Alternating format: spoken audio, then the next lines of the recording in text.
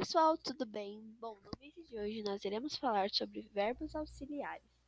Os verbos auxiliares em inglês, eles ajudam os verbos principais.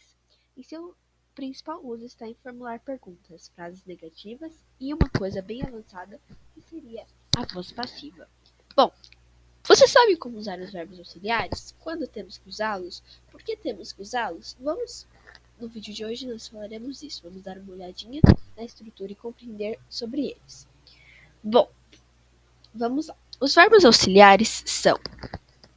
Vamos escrever aqui. Calma aí, pessoal, que a minha caneta travou. Bom, vamos já começando a falar sem a caneta. Os verbos auxiliares, eles podem ser o be, agora ela foi, que significa ser ou estar, que é o verbo to be, o do, que é fazer, mas como auxiliar ele não tem do e fazer, só que ele não tem um significado específico como auxiliar, certo? Nós também temos o have, que é ter, o will, que é no futuro. Eles nunca aparecem sozinhos nas frases e são sempre seguidos pelo quê? Pelo verbo principal. Eles são muito utilizados para formular perguntas em frases negativas ou na voz passiva. Eles são A gente pode falar que eles são verbos helpers. Eles são verbos que ajudam muito o outro na frase e algumas vezes não podem e não possuem ser usados separados porque eles não têm significados separados, tá? Então, para a gente poder dar sentido à frase, precisa do quê? Do verbo principal mais o verbo auxiliar, ou ao contrário, né?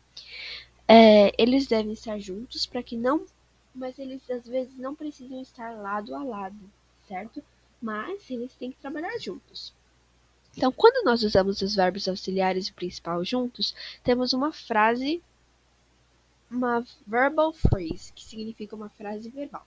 Como no exemplo assim, gente. Deixa eu ver. They could. Eles poderiam ir para o cinema esta noite.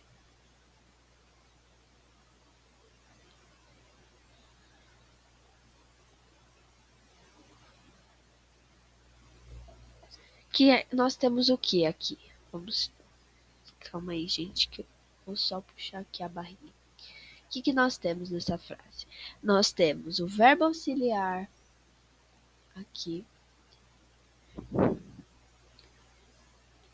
mais o verbo principal que deu essa frase aqui, frase verbal. Outros exemplos. Vamos fazer uma interrogativa. Have you been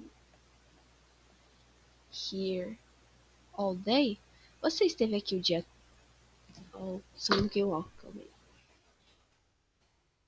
All day, o dia todo? Você esteve aqui o dia todo? Então, a gente tem o quê? Nós temos aqui o verbo auxiliar nós temos o verbo auxiliar e o verbo principal, tá? Então, a gente também pode usar para fazer uma pergunta com o do, por exemplo. Do you want to be here with me?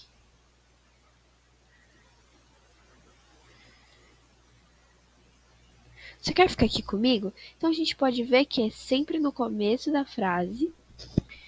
E aqui é o verbo auxiliar e aqui é o verbo principal. Como eu disse, eles podem não estar lado a lado, mas esse depende desse para poder virar uma frase interrogativa, certo? Então fica assim. Só que aí nós também temos nas frases interrogativas. Como que fica nas interrogativas? Vamos ver. Nas negativas. Desculpa, gente. Então fica assim. I don't know. Eu não sei. Então a gente pode ver que aqui é o verbo o quê? Verbo auxiliar e aqui é o verbo principal. Ou didn't lose lose the key. Eles não perderam as chaves. Então, vamos voltar aqui, pessoal, e vamos dar ao aqui.